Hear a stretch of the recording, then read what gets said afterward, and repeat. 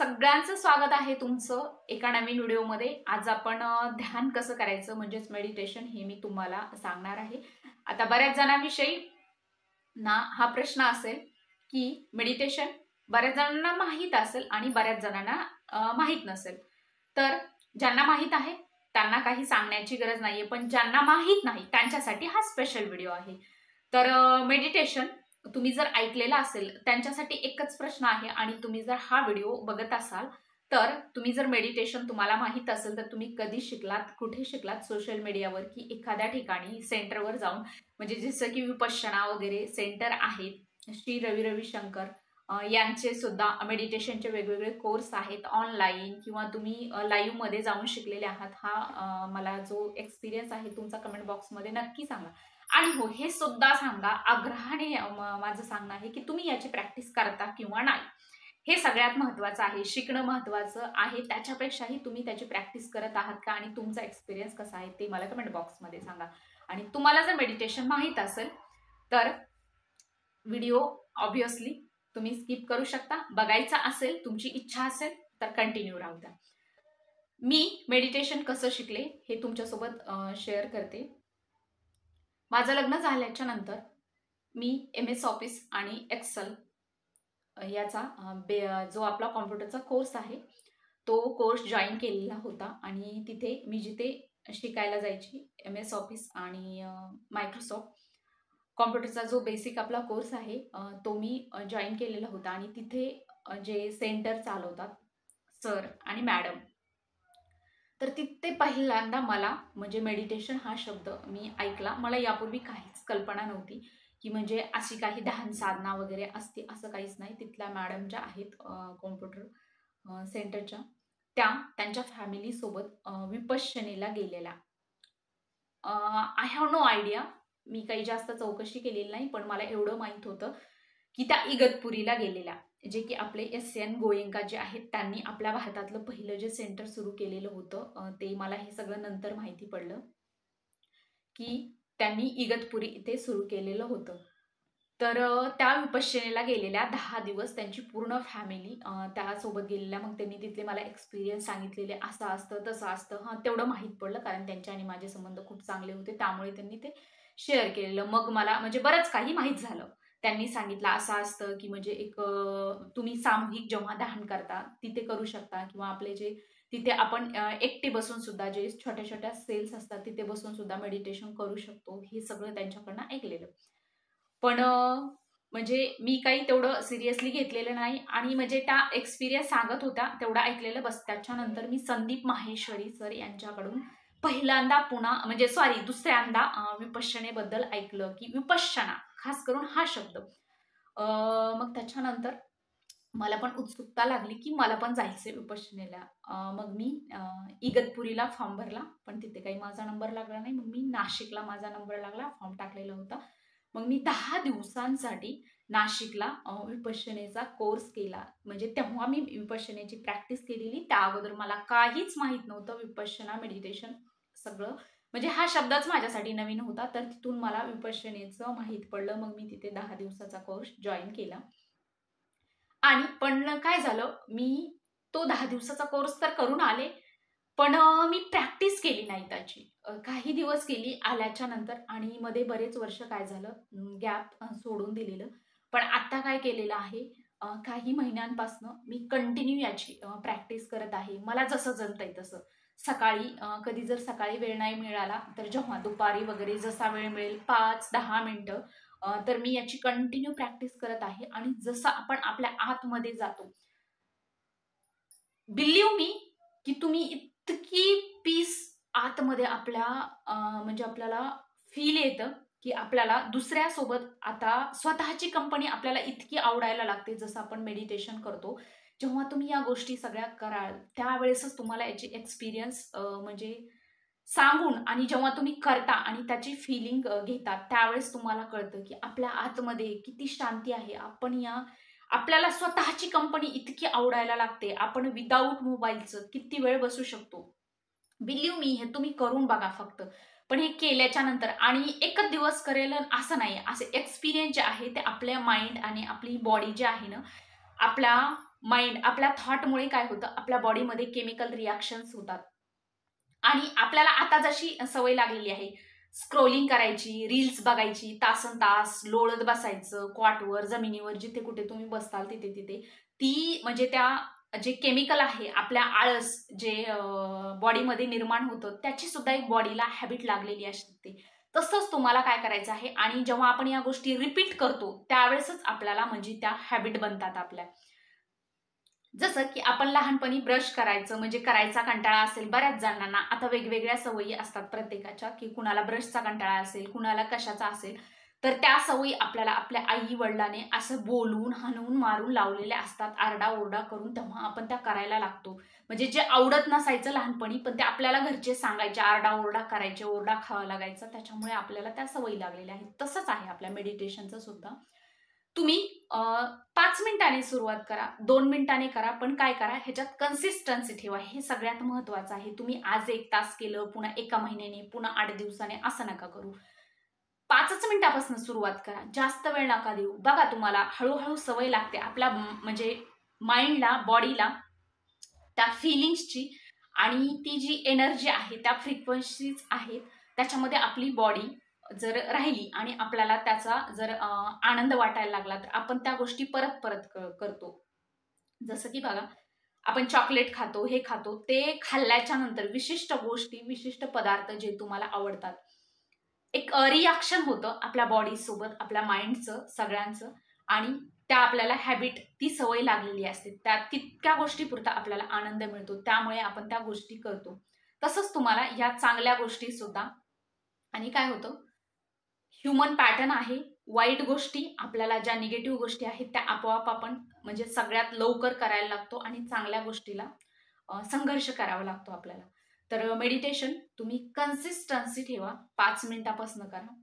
तुम्हाला इतकी पीस आतमध्ये जाणवायला लागेल. तुम्ही स्वतःहून इग्नोर कराल मोबाईल, या गोष्टी, दुसऱ्यांसोबत म्हणजे चॅटिंग करायचं, वेळ वाया घालवायचं, हे तुमच्याकडनं तुम्हीच अवॉइड कराल ह्या गोष्टी.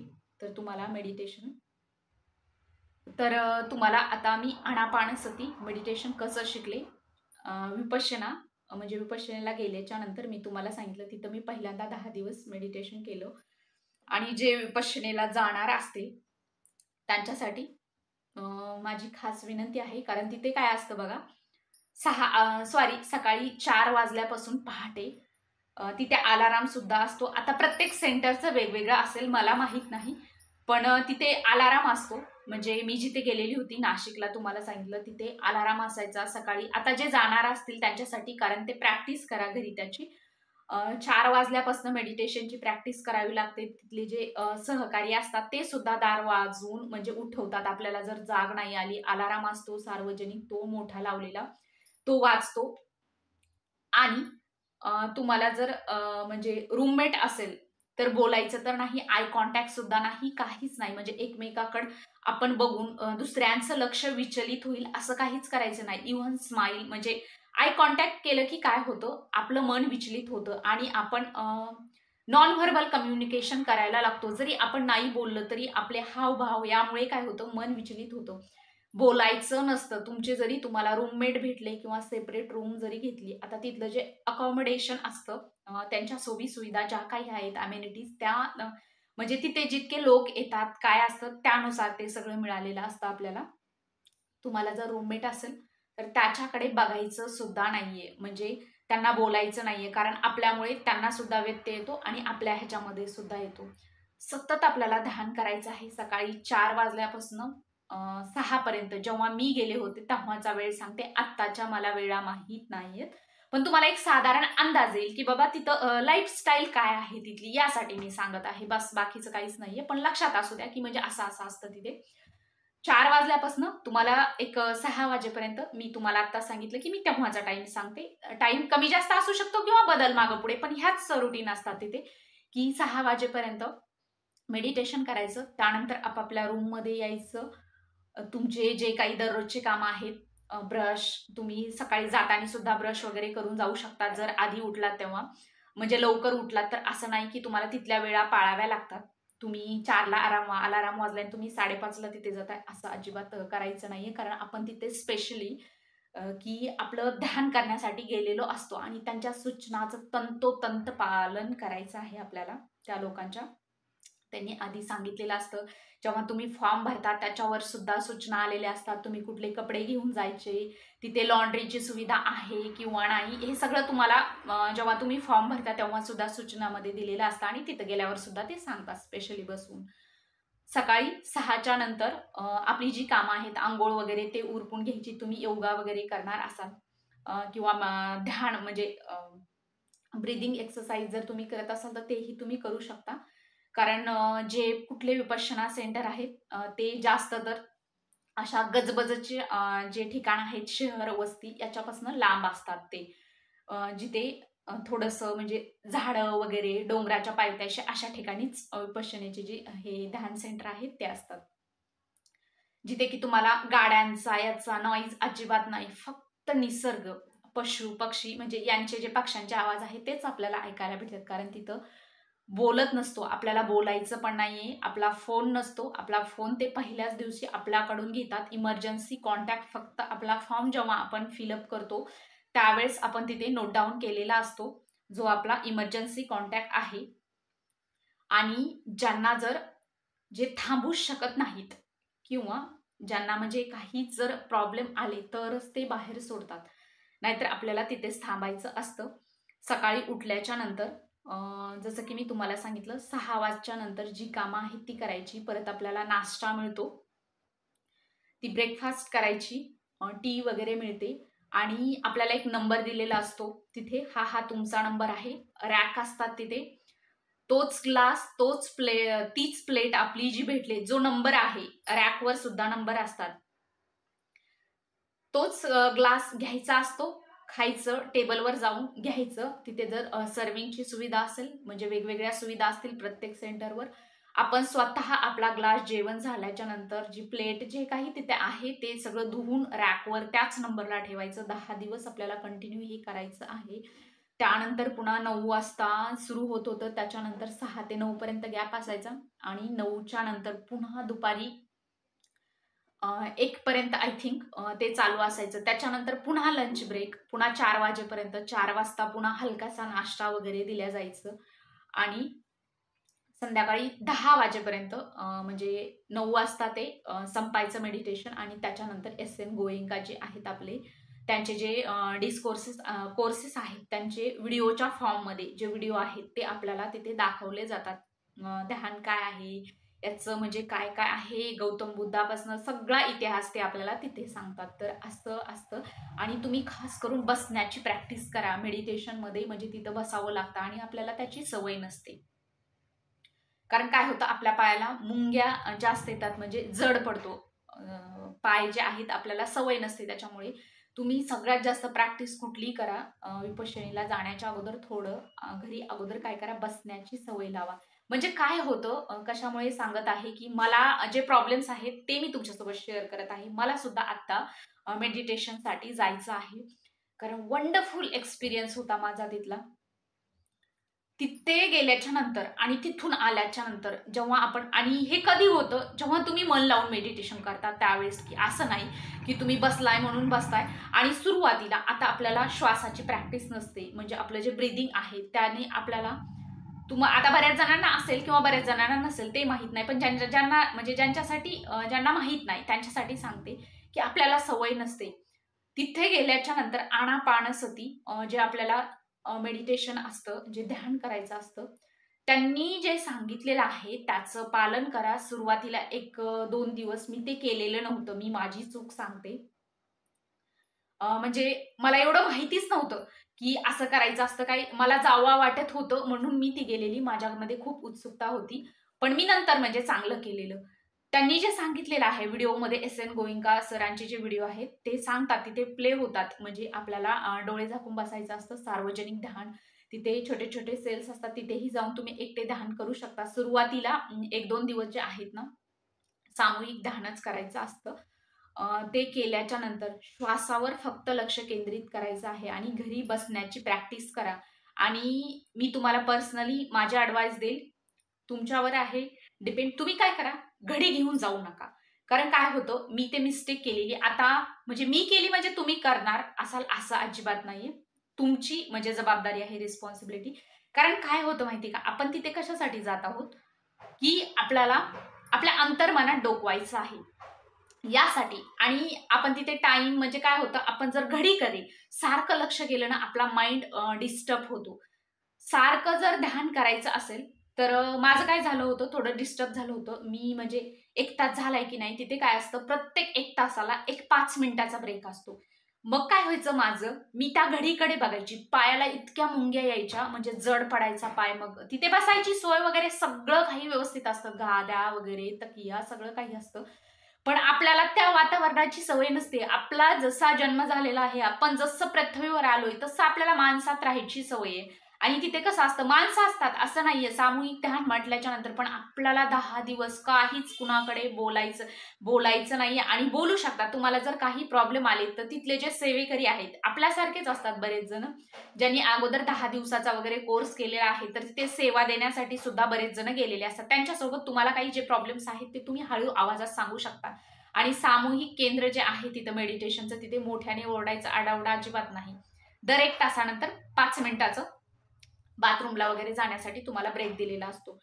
आणि त्यामुळे काय व्हायचं, पाय जड पडायचे, मी तुम्हाला सांगितलं. आणि मग ते पाय ते लांबवायचे. बरेच जण करतात असं नाही. फक्त तिथे आवाज कशाचा यायचा, जर पक्षी जर ओरडले तर तेवढाच आवाज यायचा. गाडीचा नाही, कुठलाच नाही, नो व्हेकल साऊंड, काहीच ऐकू येत नव्हतं.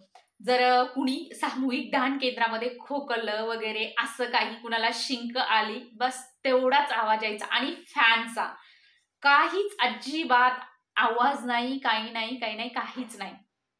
आणि मी उन्हाळ्याच्या दिवसांमध्ये हे जॉईन केलेलं होतं. आय थिंक मी मे मध्ये गेलेले होते, म्हणजे कडक उन्हाळा त्यावेळेस गेलेले होते. पण तिथं गरमी वगैरे अजिबात होत नाही, कारण निसर्गाच्या सानिध्यात पूर्ण ते सेंटर असल्यामुळे म्हणजे झाडं वगैरे असतात आणि थंडगार हवा वगैरे, गरमीचा वगैरे काही प्रॉब्लेम नसतो. फक्त मला बसण्याची सवय नव्हती. आणि माझं लक्ष कुठे असायचं माहितीये का, मी थोडं म्हणजे 15 मिनिटाच्या नंतर टाइम किती झालाय घडीकडे बघायची. जर तुम्हाला म्हणजे घेऊन जायची असेल तर घेऊन जाऊ शकता. आणि सोबत जरी घेऊन गेली तरी तिथे जे काउंटर असतं ते आपला फोन वगैरे तिथे जमा करून घेतात. तिथे सुद्धा तुम्ही घडी देऊ शकता. किंवा तुमच्या रूम मध्ये ठेवून जा. जे सामूहिक ध्यान असतं ना, काही प्रॉब्लेम नाही, तुम्ही सोबत जरी घेऊन गेलात तरी रूम मध्ये ठेवा. तुम्हाला जरी माझ्यासारखा प्रॉब्लेम आला, जे आपल्याला अकॉमोडेशन दिलेलं असतं तिथे तुम्ही रूमवर ठेवू शकता. तिथे काहीच प्रॉब्लेम नसतो. कोणी कुणाच्या सामानाला हात लावत नाही, काहीच नाही.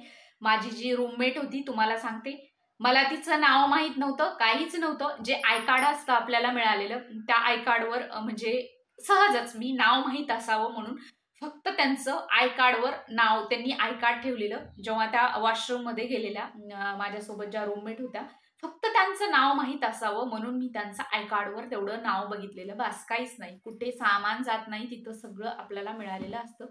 तुमचे कपडे वगैरे जे काही तुम्हाला घेऊन जायचं आहे त्या फॉर्म मध्ये दिलेलं असतं. लॉन्ड्रीची सुविधा सगळं आहे फक्त. आणि तुम्हाला जर मेडिसिन घेऊन जायचं असेल, तुमच्या जर कुठलं मेडिसिन असेल तुम्हाला चालू, तर तिथे त्यांना सांगावं लागतं की म्हणजे हे आहे, ते जसं सांगतील त्यांच्या काय परमिशन्स वगैरे जे काही आहे त्यानुसार तुम्हाला करावं लागतं. आणि आय थिंक त्यावेळेस पण होतं, आता मला माहित नाही. तुम्हाला जर म्हणजे मॅन्डेटरी असेल, जर तुम्ही जर पेशंट असाल आणि म्हणजे तुम्हाला जर कुठल्या गोळ्या वगैरे असतील तर काय करायचं, तुमचे जे डॉक्टर्स आहेत त्यांच्याकडून ते लिहून आणावं लागतं, की त्यांनी सांगितलेलं असतं फॉर्ममध्ये. तुम्ही जेव्हा फिलअप कराल फॉर्म त्या वाचा, त्यांनी जसं सांगितलेलं आहे तसं करा. तर तुम्हाला जर जायचं असेल तर तुम्हाला ही सगळी पूर्वतयारी विपश्यनेसाठी करावी लागते. आणि वंडरफुल एक्सपिरियन्स असतो. मला सुद्धा जायचं आहे परत, कारण तिथं गेल्याच्या नंतर जेव्हा आपण मेडिटेशन करतो इथला आणि तिथला, तिथे कसं असतं, आता इथे कसं असतं, मला सकाळी उठल्याच्या नंतर हे करायचं आहे घरात. आता माझ्याकडे मेड वगैरे काहीच नाही, माझ्या घरातली सगळी मी कामं करते. आता प्रत्येक जण करत असेल असं नाही, पण तिथल्या आणि घरच्या वातावरणाला जमीन आसमानाचा फरक आहे. तिथला एक्सपिरियन्स तुम्ही घरी नाही घेऊ शकत, कारण आपल्याकडे कुणीतरी येतं, फोनवर बोलतो. आता मी सांगत बसत नाही, तिथला एक्सपिरियन्स तुम्हाला, तिथलं रुटीन मी जसं सांगितलं आपण त्या गेटमध्ये गेल्याच्या नंतर आपला पहिल्या दिवशी तुमचं नाव, सगळेजण बसलेले असतात रांगेमध्ये, कोण कोण आलेला आहे, नाव सगळं फॉर्ममध्ये तर आपण आधीच फिलअप केलेलं असतं. आपली सगळी माहिती द्यावी लागते, तुमचं आधार कार्ड सगळं घेतलेलं असतं. इमर्जन्सी जर तुम्हाला काही जर गरज पडली तर ते कॉल करतात, त्यासाठी तेवढा त्यांनी नंबर घेतलेला असतो. तुम्हाला काहीच तिथे भीती नसते, कुणाशी बोलायचं नसतं. फक्त पहिल्या दिवशीच तेवढं त्यांच्या ज्या सेवेकरी आहेत त्यांच्यासोबत काय बोलायचं. नंतर सुद्धा जर काही प्रॉब्लेम आले, मी तुम्हाला सांगितलं त्यांच्या सेवेकऱ्याशी तुम्ही कॉन्टॅक्ट करू शकता, तर ते सांगतात तुम्हाला. बस एवढंच असतं, पुन्हा कोणाशी बोलायचं नाहीये. आय कॉन्टॅक्ट जे हावभाव आहेत आपली, खुणवा खुणवी जी आहे ती सुद्धा करायची नाहीये. कारण काय होतं, म्हणजे जे सांगितलेलं आहे आपलं मौन तुटतं. नॉन व्हर्बल कम्युनिकेशन सुद्धा आपल्याला करायचं नाहीये. ह्या सगळ्या गोष्टी करायच्या आहेत, कारण त्या आपल्यासाठीच आहेत, आपल्या भल्यासाठीच आहेत. तिथे एवढं सुद्धा असतं की आपल्याला टॉर्च दिली जाते, कारण आपण संध्याकाळी म्हणजे जेव्हा रस्त्याने चालतो त्यावेळेस आपल्या हातून कुठले जे रस्त्यावर किडे, जे काही मुंग्या वगैरे आहेत त्याच्यावर आपला पाय पडू नये आणि त्या आपल्याकडून मरू नयेत, यासाठी आपल्याला एक टॉर्च सुद्धा दिल्या जाते. एकदा जरूर अनुभव घ्या. तुम्ही जर एकदा गेलात तर प्रत्येक वर्षी जा, आणि ह्याची काही फी वगैरे अजिबात नसते. फक्त तुम्हाला जर पैसे डोनेट करायचे असतील, म्हणजे 10व्या दिवशी जेव्हा आपल्याला फोन वगैरे मिळतात, आपलं पॉकेट वगैरे सगळं त्यांच्याकडेच द्यावं लागतं, आपल्याकडे काहीच नसतं. तर त्या दिवशी तुम्ही म्हणजे शेवटच्या दिवशी तुम्ही डोनेशन करू शकता तुमच्या स्वखुशीने. ते काही आपल्याला मागत वगैरे अजिबात नाही. एकदम फ्री सर्व्हिस आहे. कुठलंही आपल्याकडून याच्यासाठी पेमेंट घेतलं जात नाही. तुम्हाला जर इच्छा असेल तुमची, तुम्हाला द्यायचंय, तर तुम्ही डोनेट करू शकता. आणि जेव्हा तुम्ही विपश्यनेवरून याल, मेडिटेशन शिकून याल, त्यावेळेस माझ्या व्हिडिओ खाली कमेंट करा की तुमचा एक्सपिरियन्स कसा होता, काय होता. जसं की मी तुम्हाला सांगितलं की मी घडीमध्ये सारखं बघायची, त्यामुळे थोडंसं म्हणजे माझं डिस्टर्ब झालेलं, कारण बसण्याची सवय नव्हती. बसण्याची सवय लावून घ्या तुम्ही, थोडं थोडं बसा. 1 तास म्हणजे मांडी न मोडता, कारण तिथे आपल्याला सतत बसायचं असतं. तुम्ही विचार करा, सकाळी 4 वाजल्यापासून ते रात्री संध्याकाळी 9 पर्यंत. 9च्या नंतर SN गोयंका जे आहेत त्यांचे व्हिडिओ म्हणजे लावलेले असतात. मग तुम्ही थोडीशी हालचाल करू शकता, बसू शकता, इकडे तिकडे जागा बदलून सुद्धा बसू शकतात. म्हणजे थोडंसं, जास्त नाही, पण आपल्याला ध्यान करण्यासाठी एक जागा दिलेली असते, म्हणजे आपली जागा पकडायची असते. त्यानुसार तुम्ही त्याच जागेवर, असं नाही की एकीकडे आपल्या आपल्या जागेवर बसायचं असतं. पण थोडीशी हालचाल करता येते व्हिडिओ वगैरे बघताना. आणि ध्यान करायचं म्हटलं की मांडी घालून बसायचं असतं. हात जे आहेत आपले असे इंटरलॉक करायचे आहेत, आपले फिंगर्स, आणि आपल्याला पाठीचा कणा सरळ ठेवून असं श्वासावर लक्ष केंद्रित करायचं आहे. सुरुवातीला 2 ते 3 दिवस माझं लक्ष जे आपलं ब्रेथ कॉन्सन्ट्रेशन आहे त्याच्यावर, म्हणजे एवढं काही कॉन्सन्ट्रेशन झालेलं नव्हतं, कारण सवय नसल्यामुळे लक्षातच यायचं नाही कशा श्वास जात आहे वगैरे.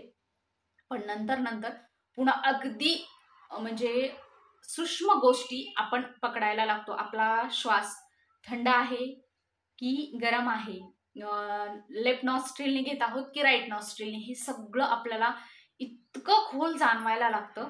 आणि तुम्ही जेव्हा डीप म्हणजे शांततेत असता, आपले थॉट एकदम कमी झालेले असतात, आपण आपल्या अंतर्मनामध्ये जातो, त्यावेळेस काय होतं की आपल्याला इतकी शांती आतमध्ये जाणवायला लागते.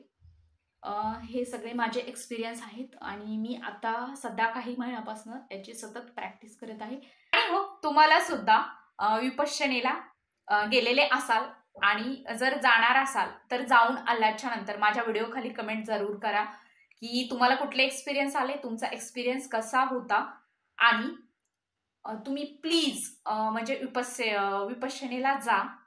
तिथे गेल्याच्या नंतर जे आपल्याला म्हणजे आपण मेडिटेशन शिकून येतो त्याची प्रॅक्टिस जरूर करायची आहे, कारण काही मधले वर्ष मी प्रॅक्टिस केलेली नव्हती अजिबात. पण मी आत्ता हे लाईफ टाईमसाठी, जोपर्यंत आपण या ग्रहावर आहोत तोपर्यंत हे आपल्याला सोडायचं नाहीये. ज्या आपल्या काही गोष्टी असतात त्या आपल्याला करायच्याच असतात, त्याच्यापैकी माझं मेडिटेशन एक आहे. कारण मी ज्यावेळेस गेलेली, माझं सांगते तुम्हाला की त्यावेळेस मला एवढंसं जास्त माहिती नव्हतं, पण मी संदीप माहेश्वरी सरांकडून वगैरे मी तुम्हाला सांगितलं. कारण आपला जो जन्म आहे ना, तो फक्त आता मी जसं जसं म्हणजे पुस्तकं वाचत आहे वगैरे स्पिरिच्युअलिटीमध्ये वगैरे, तसं तसं मला माहीत पडलं की म्हणजे वाचल्याच्या नंतर अगोदर मला एवढंसं माहीत नव्हतं मेडिटेशन विषयी.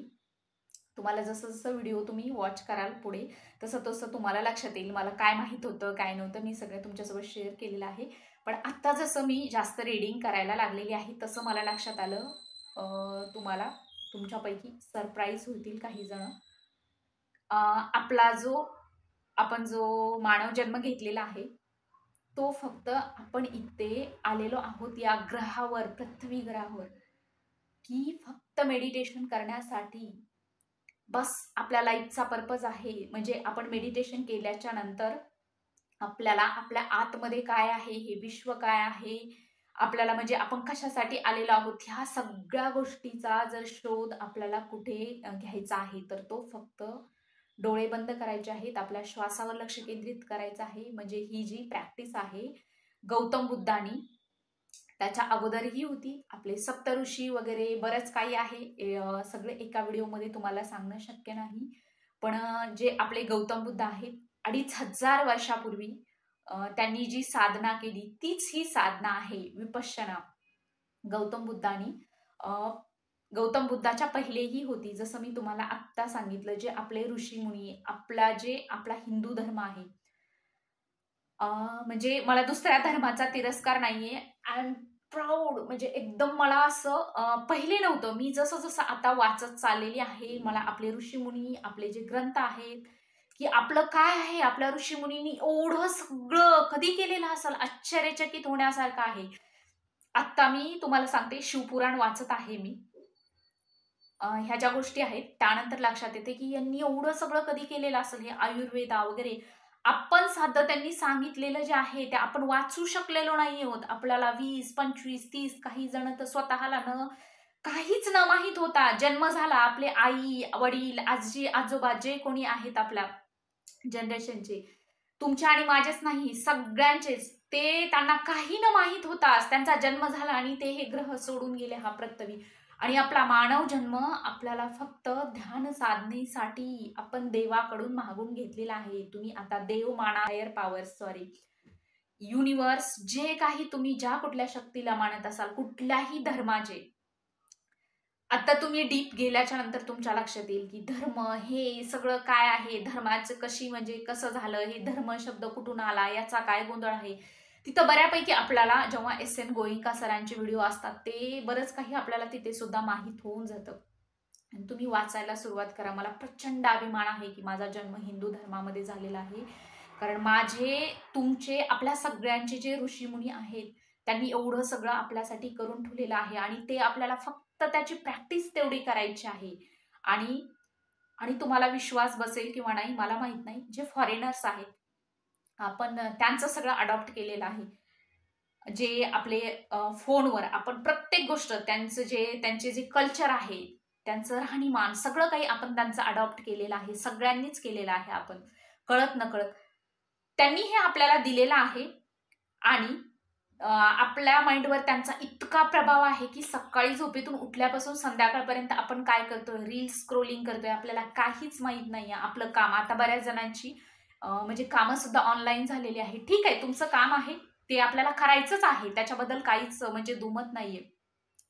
पण आपण आपलं काम झाल्याच्या नंतर सतत आपण फोनमध्ये घुसलेला असतो. आपल्याला काहीच माहित नाही. संध्याकाळचा 1:30 वाजतोय, 2:30 वाजतोय, आपल्याला काहीच नाही.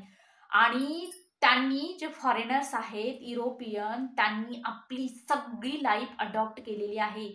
तुम्हाला म्हणजे मला माहित नाही, तुम्ही विश्वास ठेवाल नाही ठेवाल तुमची मर्जी, पण तुम्ही सर्च करा आणि त्यानंतर माझ्या व्हिडिओ खाली येऊन कमेंट करा. तिथे म्हणजे अमेरिकेमध्ये वगैरे क्लास घेतले जातात. आपले जे ऋषीमुनी आहेत ना, आयुर्वेदा म्हटलं की ते लोक भारताकडे बघतात. स्पिरिच्युअलिटी म्हटलं की त्यांना म्हणजे भारताकडे बघतात. ती लोक कुठंच काही शोध घेत नाहीत त्या या पृथ्वीवर. स्पिरिच्युअलिटी हे जे सगळं आहे आपल्या ऋषीमुनींनी, ते काय करतात, सगळं भारताकडे बघतात. हे जर कुठे मिळणार असेल खजाना त्यांना, तर ते फक्त त्यांचा शोध भारताकडे आहे पहिल्यापासूनच. कारण आपले ऋषीमुनी जे होते ते ध्यान साधनेमध्ये असायचे आणि त्यांनी ध्यान अवस्थेमध्ये हे सगळं करून ठेवलेलं आहे. आश्चर्यचकित जे होणार आहे ते. आणि आपल्याला आता फक्त त्याची प्रॅक्टिस करायची आहे. आणि माझा एक पॉइंट तुमच्याला सांगायचा राहून गेला की याचे क्लासेस घेतले जातात, जे आपण थर्ड आय बोलतो. इथे थर्ड आय, आपली जी कुंडलिनी, हे जे सगळं आहे ना, ते फॉरेन मध्ये करोडो रुपयाला आत्ता सध्या तुम्ही सर्च करा युट्यूबवर, तुम्हाला व्हिडिओ सुद्धा मिळतील की याचे क्लासेस आहेत. आणि आपल्याला हे माहीत सुद्धा नाहीये की आपल्या ऋषी मुनींनी हे केलेलं आहे. आपल्या आतमध्ये काहीतरी असतं, इथे थर्ड आय असतं, हे सगळं. आणि तिथे तुम्ही 15 दिवस ते सांगतात की असं मेडिटेशन करा, तसं करा, हे करा. आणि तिथे ते क्लासेस घेतले जातात. तुमचं जे आत्ता त्यांनी एक शब्द आहे बघा, पिनियल ग्लँड ऍक्टिव्हेशन, त्यांनी ते नाव दिलेलं आहे. सगळं म्हणजे आपलं जे आहे ऋषीमुनींनी तेच त्यांनी तिकडं घेऊन गेलेले. आणि फक्त नाव इकडं तिकडं करून त्यांनी त्यांचे इंग्लिश शब्द वापरून ते आपल्या पुढे सर्व करा, म्हणजे दिलेलं आहे आपल्याला. तर त्यांचे क्लासेस चालतात. आणि तुम्ही खरंच ध्यान करायला शिका. तुम्हाला सगळ्या गोष्टी हळूहळू तुमच्या सॉल्व्ह व्हायला लागतील. आणि गिल्ट आता म्हणजे मी काही माझ्या वर्षांमध्ये केलेलं नाही. मला आज त्याचा खूप गिल्ट होतोय, पण तो माझा कालावधीच नव्हता सोडून द्यायचं. पण आत्ता मात्र सोडायचं नाहीये. तुम्ही जरूर जा विपश्यनेला. 10 दिवस तुमचा माइंडसेट पूर्ण बदलेल. आणि जसं जसं तुम्ही मेडिटेशन कराल ना, तसं तसं तुम्हाला 100% खात्री देऊन सांगते, तुम्हाला स्वतःची साथ इतकी आवडायला लागेल ना. आपल्याला असं फक्त वाटतं की आपण मोबाईल शिवाय राहू शकत नाही. राहू शकतो आपण, फक्त आपल्याला या गोष्टी करायची सवय नाहीये. ज्यावेळेस तुम्हाला याची हॅबिट लागेल त्यावेळेस तुम्हाला लक्षात येईल की आपलं आपल्यावर, म्हणजे ज्यावेळेस आपण स्वतःकडे वळू, तुझं आहे तुझ पाशी, हे जे सगळे वाक्य आहेत तुमच्या आतमध्ये आहे, बाहेर काही नाहीये. ते सगळं खरं आहे, फक्त आपण आपल्या आतमध्ये पाहत नाही. कारण आपल्याला हे कोणी शिकवलेलंच नाहीये ना, आपल्या अभ्यासक्रमात होतं. आणि आपल्या घरच्यांची चुकी आहे, कारण त्यांना पण ते माहीत नव्हतं. म्हणजे हे काहीच नव्हतं त्यांच्याकडे. त्यांना जर माहीत असतं किंवा त्यांनी केलेलं असतं तर त्यांनी आपल्याला सांगितलेलं असतं. आपल्या शाळेत नाही, आपल्या अभ्यासक्रमात नाही, कुठेच नाही. आपलं शिक्षण संपतं, आपण नोकरीच्या मागे लावतो, व्यवसायाच्या, ज्याच्या त्याच्या, आणि आपण त्याच्यातच गुंतून पडतो. आणि या सगळ्याचा म्हणजे आपल्याला कधी, आणि आपल्याला जास्त करून वाचनाची आवड नसते. कारण आपला अभ्यास म्हणजे कुठपर्यंत असतो माहितीये का, आपल्याला शिकायचं, हा एक आपला कालावधी आहे जीवनातला. शाळेत आता प्रत्येकाचं वेगवेगळं शिक्षण असेल, काही कमी जास्त वर्ष असतील, कुणाचं म्हणजे ड्रॉप आउट सुद्धा झालेले असतील ग्रॅज्युएशनच्या अगोदर, नंतर 12वी 11वी 10वी जे काही आपलं शिक्षण झालेलं आहे तिथपर्यंत शिकायचं. पुन्हा आपली वहीची पेनाची आपली कधीच भेट होत नाही. मरेपर्यंत आपण असंच मसनवाट्यात निघून जातो, काही संबंध नसतो. आणि आपण हातात चुकून पेन आणि वही घेतली, फार फार तर पेन आणि वही, आणि एखादं जर पुस्तक आले तर कुठलं काही पोथी वगैरे, तितक्यापुरतं फक्त उपवास तापास असतो म्हणून आपण ते वाचत असतो, बस. काहीच नाही, पुन्हा आपला काहीच संबंध नाही. कारण आपलं शिक्षण म्हणजे आपल्याला असं वाटतं आपल्याला त्याची काहीच गरज नाहीये. पेन आणि वही कधी जर हिशोब काही लिहायचा असेल, कुठलं काही लिस्ट बनवायची असेल तर तितक्या पुरतं, म्हणजे बस. पुन्हा आपलं त्याचा काही संबंध नसतो, आपण सगळं स्टॉप केलेलं असतं. त्याच्यामुळे आपल्याला हे काहीच म्हणजे आपल्याला माहीत पडलेलं नसतं. तर पुस्तकं वाचायची सवय लावा, हळूहळू शिका सगळ्या गोष्टी. आणि मेडिटेशन सुद्धा जरूर करा. 5 मिनिटापासून सुरुवात करा. फक्त काय करा, कन्सिस्टन्सी ठेवा. आज करताय, पुन्हा 15 दिवसांनी, पुन्हा त्याच्या 3 आठवड्यांनी, महिन्यांनी, 6 महिन्यांनी असं नका करू अजिबात. 5च मिनिटापासून सकाळी संध्याकाळी, जर नाही जमलं सकाळी संध्याकाळी, एक टाइम का होईना, सकाळी नाही जमलं संध्याकाळी, जेव्हा तुम्हाला वेळ मिळेल म्हणजे दिवसभरामध्ये, त्यावेळेस सुरुवात करा. 5 मिनिटं, 10 मिनिटं, 1 महिना 5 मिनिटं सवय लावा, पुढच्या महिन्यात 10 मिनिटाचा टाइम ठेवा, हळूहळू वाढेल. त्यावेळेस तुम्हाला कळेल की आपल्या आतमध्ये काय काय आहे. आय होप आजच्या व्हिडिओमधून तुम्हाला नक्की काहीतरी माझ्या शिकायला मिळालेलं असेल. आणि तसं जर असेल तर I am very happy and grateful. See you in the next video. Thank you so much for watching my video.